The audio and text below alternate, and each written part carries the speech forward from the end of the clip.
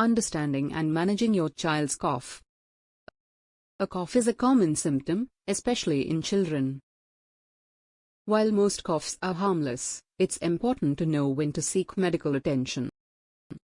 Common causes of a cough in children. Common cold often accompanied by runny nose and congestion.